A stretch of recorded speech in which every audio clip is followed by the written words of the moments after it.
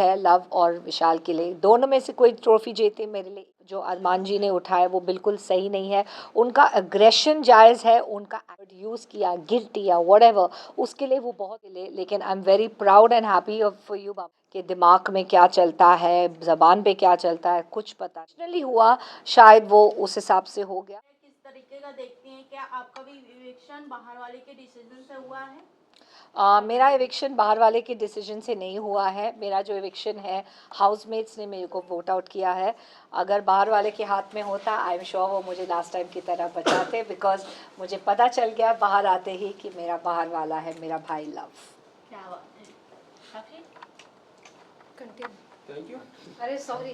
चले तो बाद में जब आप बिग बॉस के घर से फाइनली बाहर आ चुके हैं तो लोगों का क्या रिएक्शन है, आपके जो फैमिली आपके जो फ्रेंड्स हैं उन लोगों का क्या रिएक्शन था कि ये एविक्शन कितना अनफेयर है उनके लिए?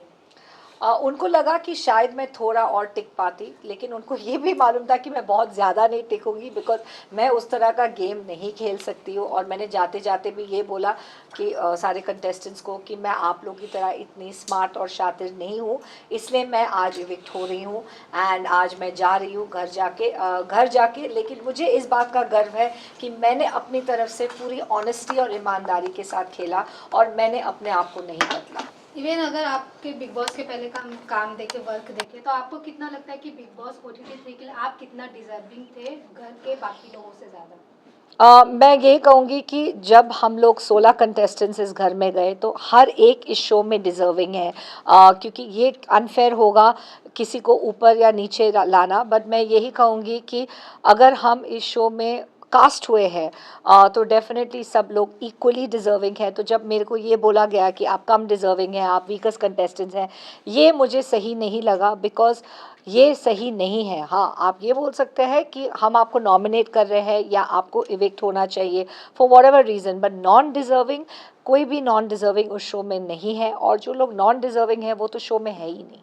मुनिशा मैम, आपसे जानना चाहेंगे, कटारिया और विशाल के फ्रेंडशिप को लेकर काफ़ी ज़्यादा पॉइंट किया जा रहा है कि कटारिया ने उनका स्टैंड नहीं लिया जब उन्हें थप्पड़ पड़ा। आप क्या कुछ कहना चाहेंगे, क्योंकि आप उनके साथ ज़्यादा दिखती थी, आपका बॉन्ड ज़्यादा अच्छा था उन दोनों से, क्या कहना चाहेंगे इस पर? मेरा बॉन्ड उनके साथ बहुत ही अच्छा है। मुझे लगता है कि बीच में जो बात हुई वो लोग दोनों ही जानगी कि लव ने अपनी तरफ से जो उनको सही लगा उन्होंने यही कहा। विशाल जो है, I think they are still there for each other. मुझे ये बात पे कोई भी डाउट, दूसरे के लिए खड़े हैं। तो मैं ये इमोशनली हुआ, शायद वो उस हिसाब से हो गया। अभिषेक ने समर्थ को थप्पड़ मारा था और अभिषेक को काफी सिंपैथी मिली थी। आपको लगता नहीं कि इस सीजन में अरमान मलिक ने विशाल को इसलिए थप्पड़ मारा कि उसको संपत्ति मिली? क्योंकि अरमान का गेम प्लान जानना बहुत, कि दिमाग में क्या चलता है, ज़बान पे क्या चलता है कुछ पता नहीं। ये कहूँगी कि उनके दिमाग और उनकी बातों में ज़मीन आसमान का फ़र्क है। तो इसलिए मस्ट हैव नॉट थॉट या सोच नहीं रहे होंगे कि बाहर आके उनको इतना सपोर्ट मिले। लेकिन I am very proud and happy for you बाबा कि तुम्हारा जो नीयत है वो सच है, क्योंकि आप मेरे को बार बार ये बात बोल रहे थे कि मुनीषा जी मेरी नीयत साफ है, मैंने ऐसे नहीं बोला। वो बार बार मुझे ये बात बोल रहे थे, बार बार रो रो के बोल रहे बोला। वो बार बार मुझे ये बात बोल रहे थे, बार बार रो रो के बोल रहे थे। बात पब्लिक को नीयत ऐसी नहीं है, नहीं थी, नहीं है। फिर भी अगर वर्ड यूज़ किया, गिल्टी या व्हाटएवर, उसके लिए वो बहुत वो नहीं है। और मैं यही कहूँगी कि till the end I am with Vishal. लेकिन अब पायल मलिक भी विशाल के अगेंस्ट बोल रही है, तो आपको उस पर क्या कहना है? देखो पायल तो डेफिनेटली इट इज़ ऑब्वियस क्यों बोल रही है, वो फैमिली है। कृतिका उनकी सिस्टर इन लॉ है या जो भी, आई डोंट नो क्या रिश्ता है, but they are married to एक पर्सन, सो ऑफ कोर्स वो लोग की लॉयल्टी एक दूसरे के लिए ज़्यादा रहेगी। पायल का शायद रिएक्शन और ज़्यादा स्ट्रॉन्ग होगा बिकॉज उनके फैमिली मेम्बर के लिए है, not as a co contestant. लेकिन मेरा रिएक्शन जो है फॉर विशाल इज़ नॉट, मैं उनकी फैमिली नहीं हूँ, लेकिन एज फैमिली की तरह ही हूँ मैं उनके लिए। क्योंकि सर बिग बॉस के घर में हिंसा अलाउड नहीं है, फिर भी अरमान ने थप्पड़ मारा, उसके बावजूद भी वो घर में है। क्या कुछ इस पे कहना चाहेंगे? एक स्पेशल केस का नाम दे दिया गया। जी, मैं यही कहूँगी कि मैं हिंसा के ख़िलाफ़ हूँ, मैं वायलेंस के ख़िलाफ़ हूँ, और हम सब ने ये बात रेस जो अरमान जी ने उठाया वो बिल्कुल सही नहीं है। उनका अग्रेशन जायज़ है, उनका एक्टों में फ़र्क है, आप गुस्सा हो सकते हैं, अग्रेशन हो सकते हैं, लेकिन मैं फिर भी एक दूसरे पहलू को रखना चाहूँगी जो बहुत इम्पॉर्टेंट है, और वो ये है कि वो दोनों मियाँ बीवी है रियल लाइफ में। तो रियल लाइफ का रिश्ता को मतलब नज़र में रखते हुए मैं यही कहूँगी कि पॉसिबल है, क्योंकि मैं भी मैरिड हूँ, इट इज़ पॉसिबल कि किसी का जोश में होश खो जाना as a husband, not as a co contestant but as a husband, ये पॉसिबिलिटी है। इसलिए जब हमें क्वेश्चन कहा गया कि आपको सब चीज़ों को नज़र में रख के अपना पॉइंट ऑफ व्यू, लेडीज़ का पॉइंट ऑफ व्यू लिया, और दीपक, लवकेश और रणवीर को कन्फेशन रूम में बुलाया, तो सब ने एक पॉइंट ये रखा कि बिकॉज रियल लाइफ में वो हस्बैंड एंड वाइफ है, एंड ऐसा कोई को कंटेस्टेंट के लिए नहीं खड़े हैं, but as a husband and wife थोड़ा रिएक्शन स्ट्रांग हो सकता है। The word I am saying हो सकता है बिकॉज ये पॉसिबिलिटी है। जब आप अपने किसी से आप मैरिड हो तो आप उनके लिए बहुत ज़्यादा प्रोटेक्टिव हो, लेकिन मैं विशाल और लव दोनों के लिए बहुत ज़्यादा प्रोटेक्टिव हूँ और एंड तक रहूँगी, और मैं यही चाहूँगी कि उन दोनों का नाम एंड तक रोशन हो। एंड मैं यही चाहूँगी कि विशाल में अगर लोगों को विशाल का इमेज नहीं सही लगता है तो प्लीज़, मैं उनके साथ काफ़ी दिन बिता चुकी हूँ, काफ़ी टाइम बिता चुकी हूँ, डे नाइट उनके साथ रही हूँ, एंड मैं आपको ये कहना चाहूँगी कि विशाल एक बहुत ही अच्छा और सुलझा हुआ लड़का है from a very good background, and same thing for love. ठीक है, लास्ट क्वेश्चन फैंस बाहर ये भी कह रही है कहीं ना कहीं लव का हाथ है विशाल के टक्कर में, क्योंकि उन्होंने ये बात कही थी अगर मैं होता तो मैं थप्पड़ मारता, उसके बाद ही अरमान ने उनको थप्पड़ मारा था। आपका क्या कहना है? आई थिंक लव ने अगर ये स्टेटमेंट, जब स्टेटमेंट कहा, उसने जस्ट एक जनरल रिएक्शन दिया। आई डोंट थिंक अरमान जी को उकसाने के लिए कहा।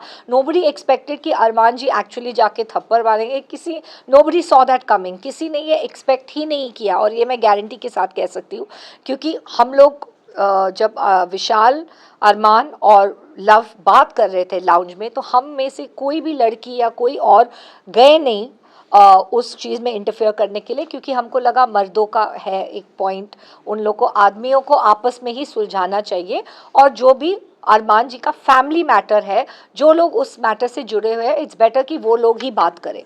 लेकिन जो हुआ वो बहुत ही अनफॉर्चुनेट है, एंड मैं यही कहूँगी कि I guess nobody was prepared. Monisha ma'am, आपसे लास्टली जानना चाहेंगे कि आप किसको विनर देखती हैं, विशाल या कटारिया को, या फिर अनदर कोई घर के सदस्य को आप देखती हैं एज अ विनर? मैं तो एज अ देखती नहीं, मैं विशाल के लिए दोनों में से कोई ट्रॉफी जीते, मेरे लिए भी जीता है, मुझे सच में ये फीलिंग आएगा, क्योंकि मेरा भाई, मेरे भाइयों में से किसी एक को मिले तो मुझे लगेगा कि ट्रॉफी घर ही आया है। Thank you. Last question. हाँ। Thank you. ओके, लास्टली मैं जानना चाहेंगे आप सना के साथ रहकर आए तो सना कितनी फेक, क्योंकि ऑडियंस ने काफी फेक कह रही, तो वो रियल है क्या फेक है आपके हिसाब से? सना मकबूल, हाँ सना। सना मकबूल के साथ मेरा रिश्ता जो है वो बहुत अच्छा है। मैं इसलिए कहूँगी कि मेरे साथ उन्होंने एज सच फेकिज़म नहीं किया, but I do not know कि 24 घंटे क्या दिख रहा है बाहर, क्योंकि हम एज अ कंटेस्टेंट अंदर थे।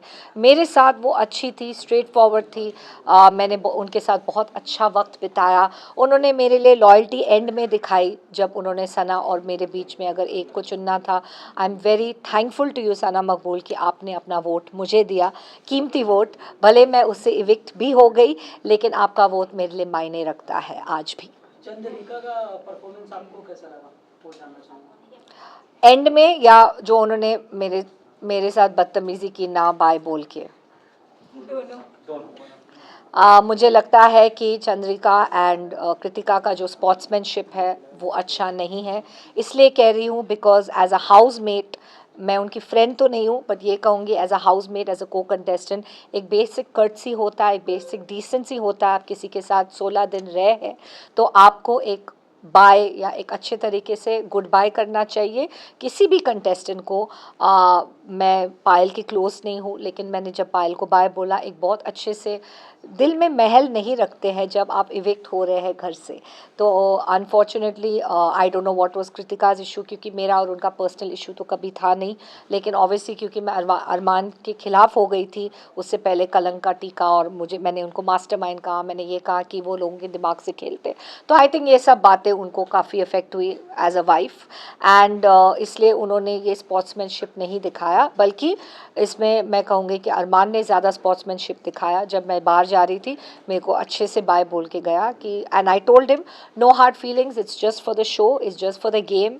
और मेरे जो ओपिनियंस हैं आपके लिए, मैं आपको बिल्कुल बाहर से नहीं जानती और मेरे जो ओपिनियंस हैं वो सिर्फ गेम से रिलेटेड है। और वो उन्होंने बात समझी, उन्होंने बोला येस सेम हियर, मेरा भी सेम थॉट है और कोई बात नहीं। तो उसके लिए मेरा थोड़ा सा रिस्पेक्ट उस हिसाब से है कि उन्होंने अच्छे से बाय बोला। एंड लेकिन चंद्रिका ने, जब मैंने उनको कलंक का टीका लगाया तो उन्होंने बहुत ज़्यादा रिएक्टिव हो गई उस पॉइंट पे और उन्होंने मेरे को अच्छे से बाय नहीं बोला, जबकि मेरा और उसका बॉन्ड काफ़ी अच्छा है। लेकिन मैंने सिर्फ उनको ये कहा कि वो थोड़ी ओवर सेंसिटिव है। मैंने उनके कैरेक्टर के लिए कभी कुछ नहीं बोला, मैंने उनकी गेम के लिए कभी कुछ नहीं बोला। मैंने सिर्फ ये बोला कि आप ओवर सेंसिटिव हो और ये आपके खिलाफ जा सकता है इस गेम में। तो मैंने एक पॉइंट आउट किया जिससे मुझे लगता है कि वो मैं इसके ऊपर काम कर सकती है या इसके ऊपर इम्प्रूव कर सकती है if she wants to go ahead in the game. लेकिन उन्होंने बहुत पर्सनली लिया। सो अभी उसमें मुझे नहीं सही लगा that they did not have the decency to say bye. But मैंने ये सोचा कि मैं बिगर इंसान बन जाती और मैं जाके बाय बोलती हूँ सबको। ठीक है, थैंक यू। लास्ट एक आपस में डिस्कस कर लो। सोशल मीडिया पे एक वीडियो वायरल हो रहा है जिसमें बिग बॉस के घर में सांप निकला हुआ है। बिग बॉस के घर में रहना सही है? अब मैं तो अभी हूँ नहीं उस शो में इस वक्त, बट मैं कहूँगी कि हाइजीन और सेफ्टी तो मेरे लिए कभी इशू नहीं था फ्रॉम बिग बॉस की तरफ से। Thank you guys. चीटी भी आई थी भाई। क्या करना चाहिए उसके बाद में? मैम यहाँ पे देखिए, यहाँ पर मैम राइट से स्टार्ट कीजिए, लेफ्ट से लगे। मिलान के पास से स्टार्ट। मैम राइट से स्टार्ट कीजिए, लेफ्ट से लगे। मैडम यहाँ पे अरे यार बाजू में देखिए ना उसके। राइट में, आपके राइट में यहाँ पे, यहाँ लाइट के यहाँ पे। मैम यहाँ पे देखिए, मैडम यहाँ पे, यहाँ देखिए मेरे पास। Thank you ma'am. यहाँ पे सेंटर। नहीं निशा जी यहाँ पे देखिए। थैंक यू भाई। एक मिनट, कितना जिसका हो गया वो साइड हो जाओ। यहाँ देखिए मनीषा जी। मैम यहाँ पे सेंटर में। Okay ma'am